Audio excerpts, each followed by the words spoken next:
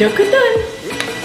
Hai, bersama saya lagi Elisa dan kita akan menjejaki 12 pelukis kartun dan komik perak yang berjaya.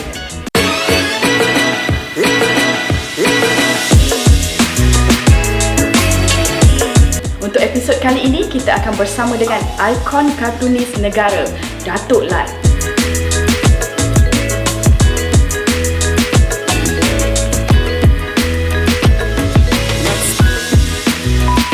Pencipta animasi The Simpsons, Matt Groening, pernah menyatakan bahawa Kampung Boy merupakan karya komik terbaik sepanjang zaman. Begitulah hebatnya ikon kartunis negara kita, Datuk Lat. Datuk Lat banyak menghasilkan karya komik yang telah berjaya menerima pelbagai anugerah. Itu baru sedikit saja mengenai beliau. Jom kita ikuti cerita Datuk Lat.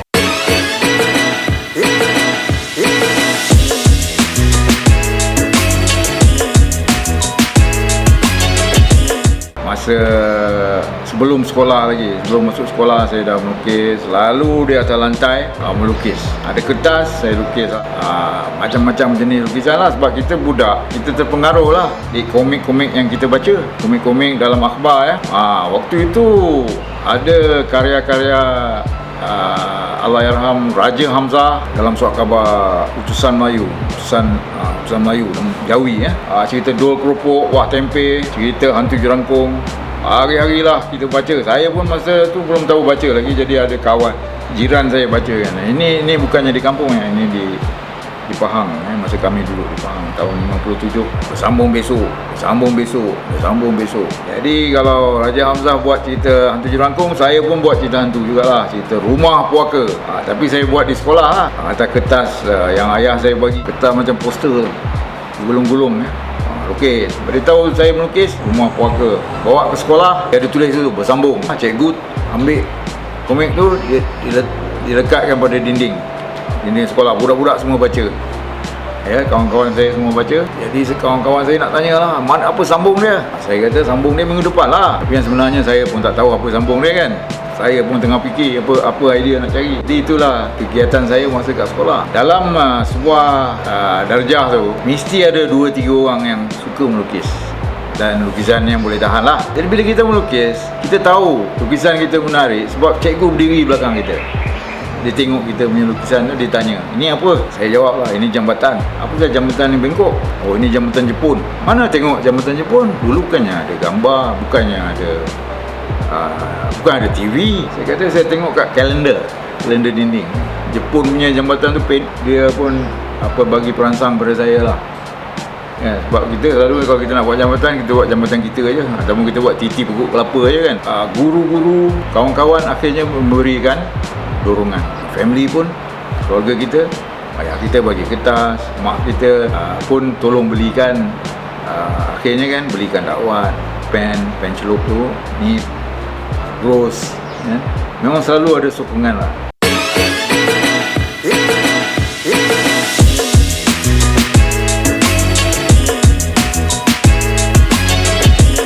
Komik saya yang pertama terbit masa umur saya 13.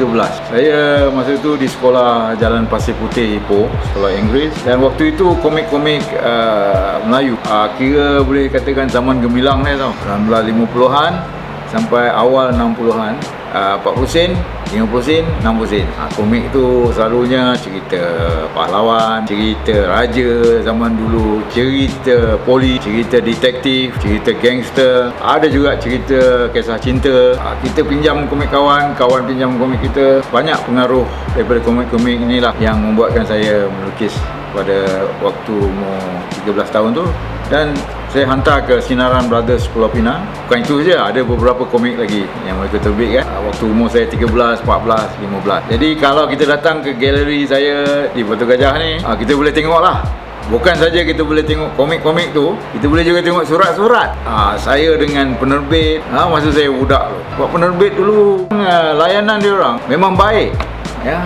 Jadi surat-surat tu ada, saya boleh pamerkan dan anda semua boleh tengoklah macam mana orang dulu berhubung antara satu sama lain. Sedangkan saya semua seorang budak sekolah, dia penerbit besar, tapi dia layan dengan baik. Pada tahun 1968 saya memulakan lukisan bersiri di Berita Minggu. Berita Minggu ni berita harian lah, tapi dia yang hari Minggu punya lah. Jadi keluarga Si Mamat tu saya dah mulakan pada waktu saya berusia 17 tahun. Siri tu berjalan tiap-tiap minggu. Saya kena hantar banyak.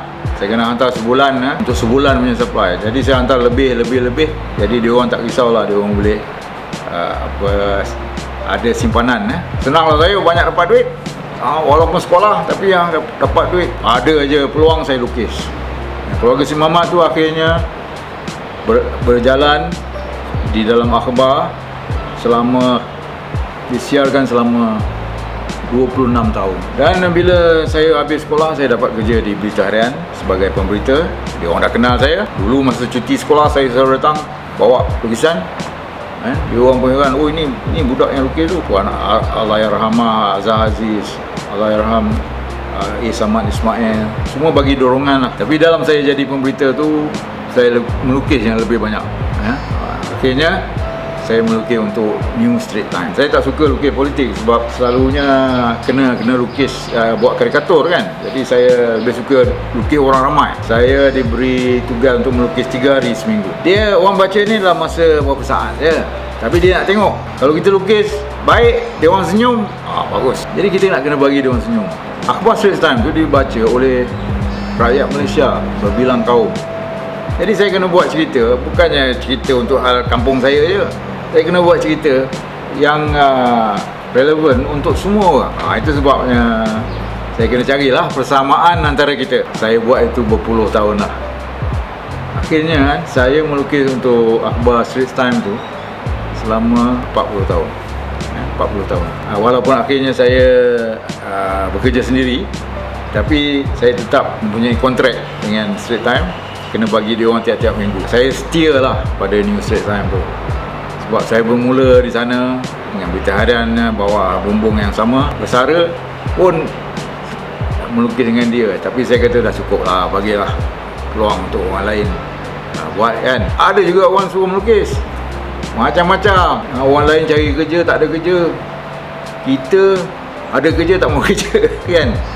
Maknanya masih lagi disayangi lah. Kalau orang nak suruh saya lukis ni kampung boy ke apa ke, untuk macam-macam kegiatan lah, saya akan buat kalau sesuai untuk orang ramai.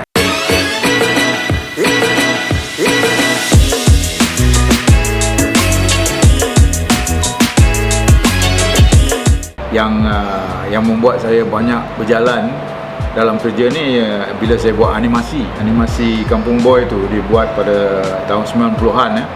Tapi kita buat 26 episod saja. Waktu itu untuk memperkenalkan Astro pada masyarakat. Dibuat di Kuala Lumpur, di Manila dan di Los Angeles. Kuala Lumpur voice recording, di Manila inking, painting. Cara dululah, cara pakai sel kan, di Makati, Manila. Di Los Angeles ialah pre-production lah, tulisan cerita, storyboard, semua buat di Hollywood. Jadi saya ulang alik 2 tahun lah yang saya ulang alik. Kuala Lumpur, Los Angeles, Manila. Masa tu saya kuat lagi, kuderat. Waktu tu boleh tahan lah. Tapi saya tahu, buat tiap-tiap bulan saya travel. Tapi saya kata satu hari nanti akan tiba, saya tak akan boleh.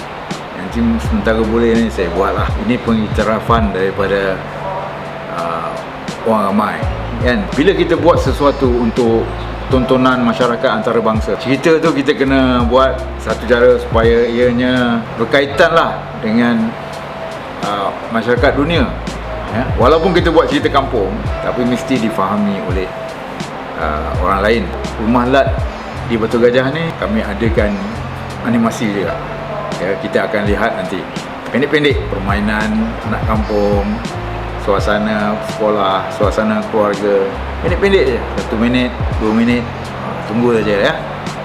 Bila datang nanti kita boleh lihat.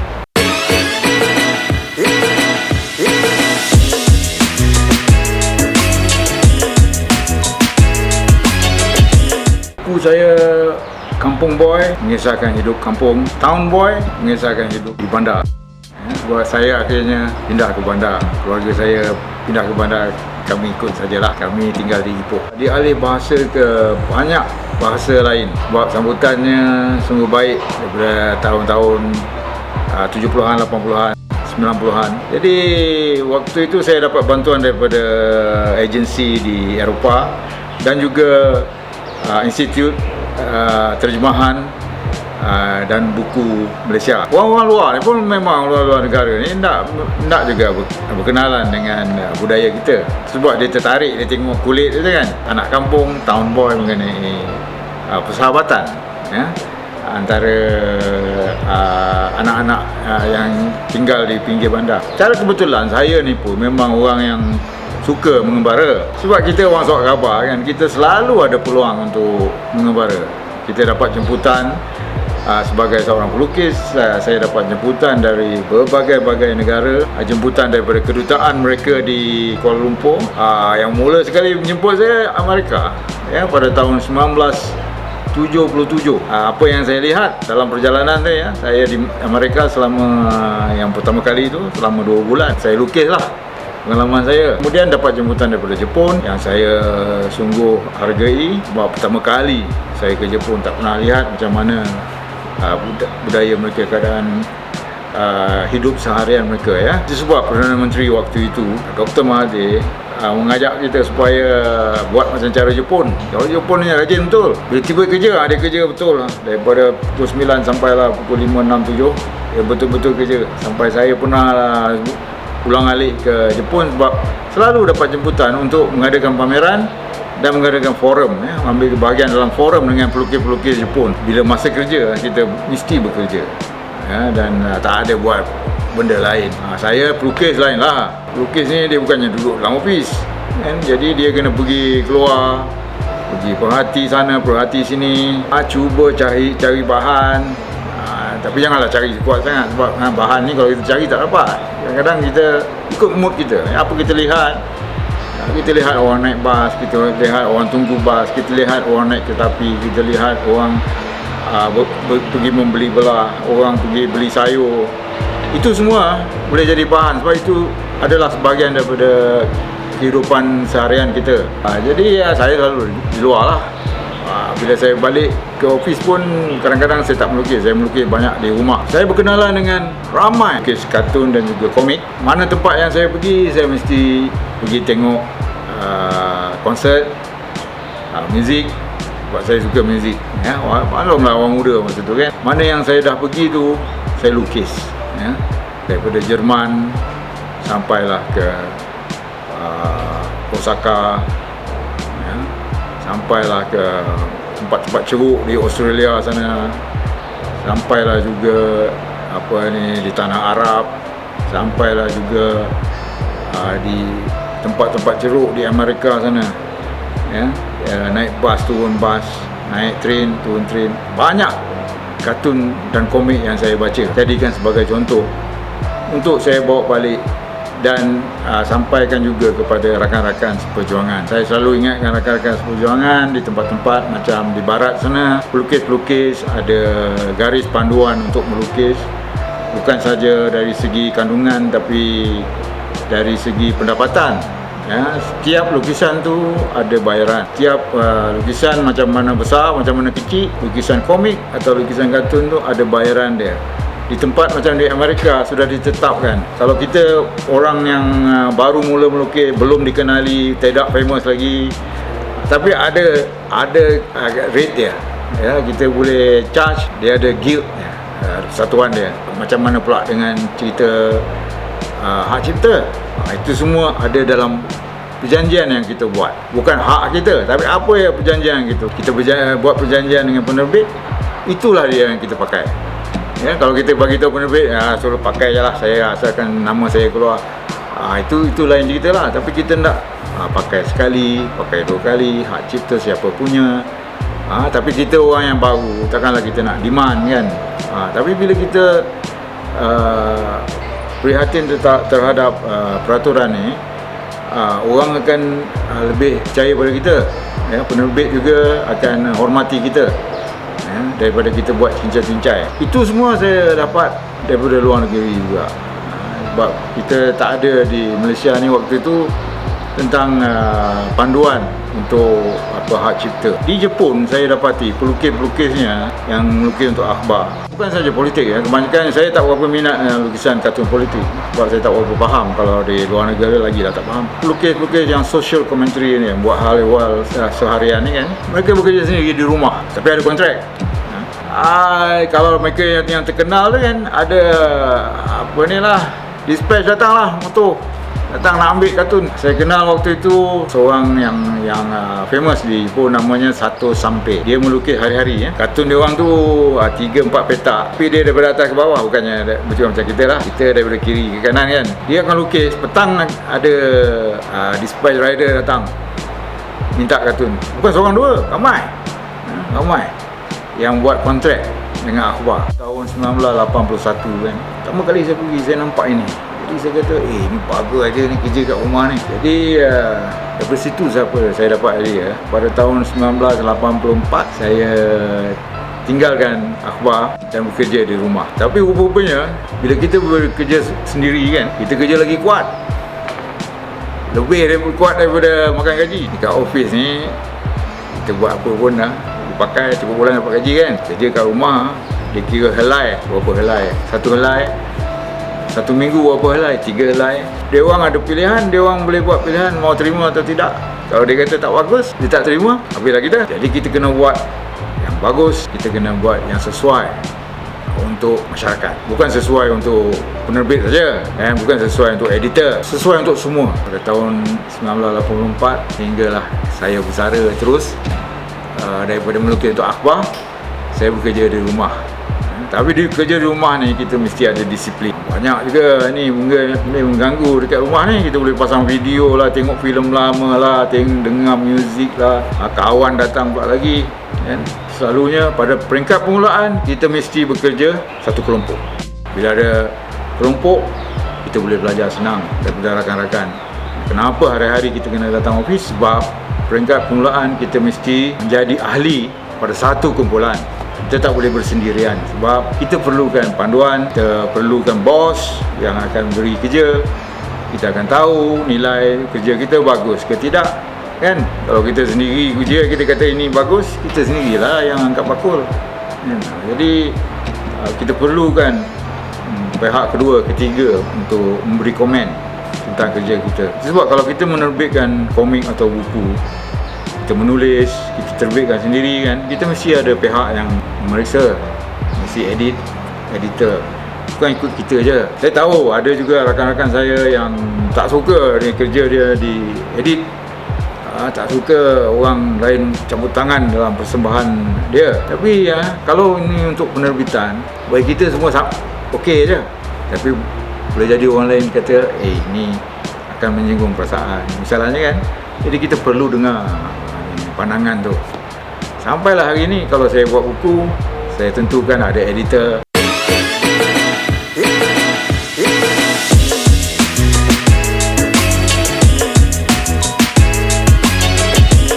Kita sekarang berada di Rumah Lat. Kita panggil Rumah Lat. Ini rumah tradisi lah. Rumah kutai, rumah bumbung 5 jenis zaman dulu lah. Datuk nenek kita dulu buat rumah macam ni lah. Jadi saya dilahirkan di Kampung Lalang, Kota Baru, Perak, dalam rumah beginilah. Jadi ini kita bina semula di Batu Gajah sebagai satu kenangan dan juga yang paling istimewa sebagai tarikan lah untuk pengunjung, pelancong dari dalam dan luar negeri nak tengok rumah tradisi kita, datanglah ke Batu Gajah. Jadi saya ni di ruang rumah ibu, dekat sini belakang saya ni anjung dia lah. Memang teringat lah daripada zaman kecil macam mana kami hidup dalam rumah yang suasananya sungguh nyaman. Tingkapnya sentiasa terbuka, rumahnya tinggi, rumah berkolong, bawahnya kosong, keadaan keliling banyak pokok, tak jauh daripada sungai, tak jauh daripada saudara mara, jiran-jiran. dikelilingi oleh pokok getah, dikelilingi oleh dusun dan juga segala pokok-pokok buah-buahan, pokok rambutan, manggis, pokok memplam, pokok macang, pokok rambai, pokok pisang yang paling dekat sekali di dapur. Rumah ni telah dibina oleh datuk dan opah saya sebelum perang lagi lah, sebelum Perang Dunia Kedua. Saya tinggal di rumah ni sebagai seorang budak kampung yang rapat dengan sungai, dengan pokok-pokok tumbuhan, kebun-kebun, rakan-rakan, sekolah. Akhirnya saya buat buku, namanya Kampung Boy. Buku ni dah terbit lama dah, sejak tahun 1979.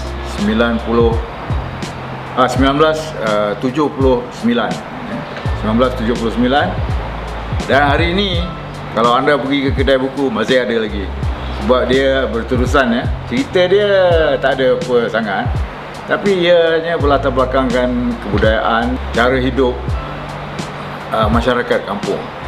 Itu sebab lukisannya besar-besar, tulisan captionnya sikit je, sebab lukisannya yang banyak bercerita. Kalau selama ni pembaca sungguh setia dengan buku Kampung Boy ni, hari ini mereka bolehlah datang untuk naik ke rumah ni. Boleh duduk di tingkap macam saya ni, bolehlah merasa macam mana keadaan mak bapak kita, datuk nenek kita dulu hidup. Lagipun Kampung Boy tu dah bukan saja buku cerita yang berdasarkan pengalaman hidup lah. Tak ada apa-apa spektakular dalamnya. Cerita biasa saja, macam mana dibesarkan, cara kampung.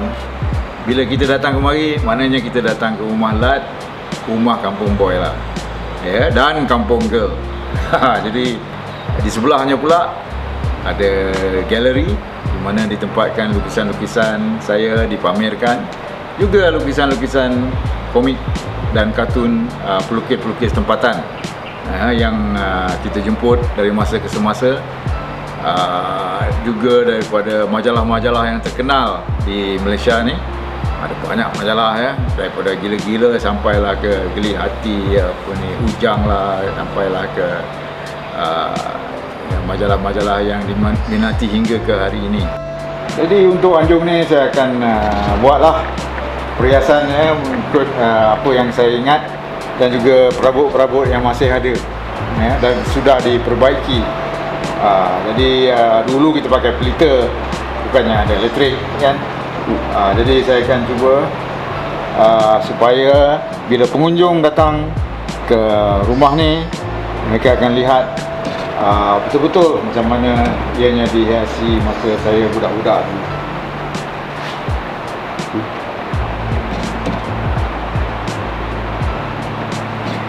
Memang ikut rumah yang asal dulu lah. Di bawah ni ada tempat mandi budak-budak lah, bayan. Di pagar ni, buat masa ni kita pasang sembung sini sebab nak elakkan air hujan. Tapi kita akan buat ikut yang cara rumah dulu lah. Masih lagi ada jaring dan ada atap.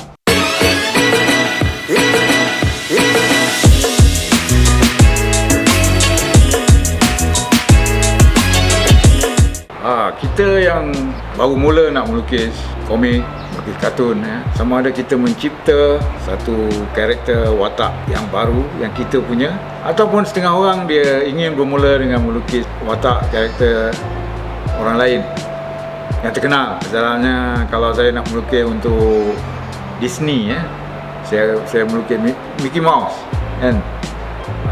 Jadi saya kena lukis Mickey Mouse mengikut karakter skor yang ada di Disney.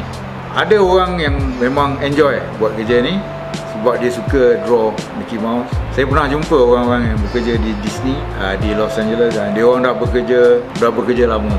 sampai naik pangkat jadi manager. Orang Jepun, ada orang Filipin bekerja di Amerika melukis karakter-karakter, bukan saja Disney, macam-macam karakter lain. Popeye tu pun saya pernah jumpa yang melukis Popeye untuk akhbar, kebanyakannya orang Filipino. Ya, sebab dia orang ni banyak talent dan saya minta janganlah sebab gaji untuk dia orang ni ada murah sikit. Kita mesti minta gaji lebih lah. Jadi kan dia orang bekerja, berhijrah ke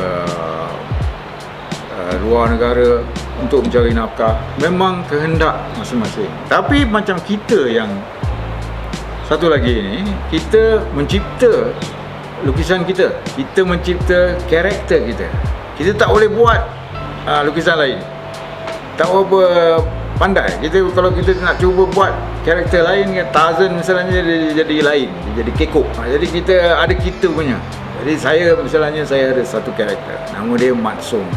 Jadi saya bagi nama dan bagi karakter. Karakter tu saya dah cipta, dah perkenalkan pada orang ramai.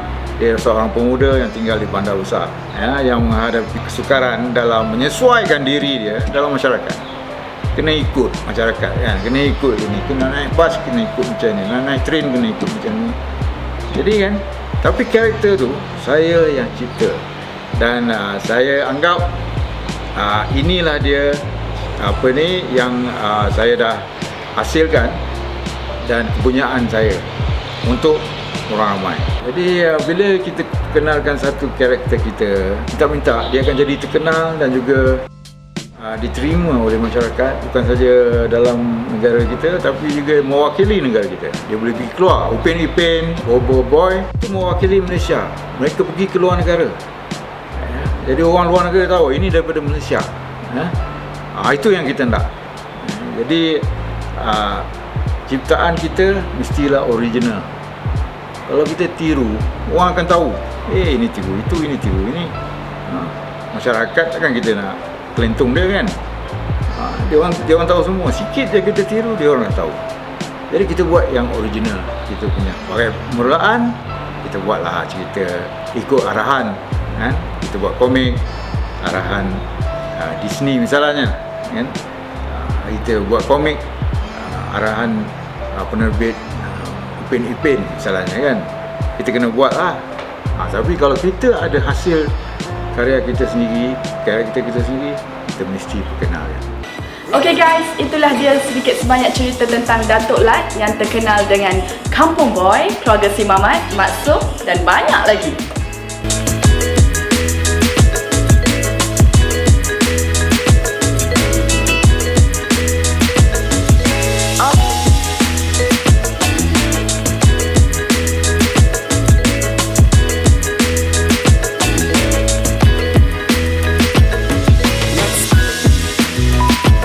Diam tak diam, ini merupakan episod yang terakhir untuk musim kali ini. So, terima kasih untuk segala support. Love you guys. Jangan lupa like dan subscribe. Bye. Dah kutun.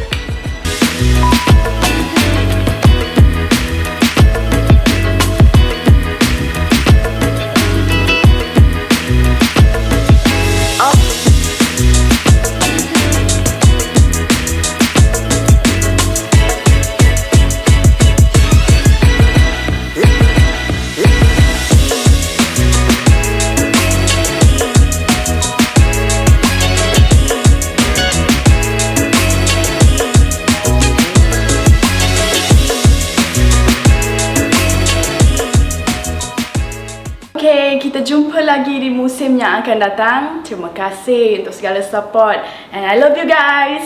Thank you. Bye.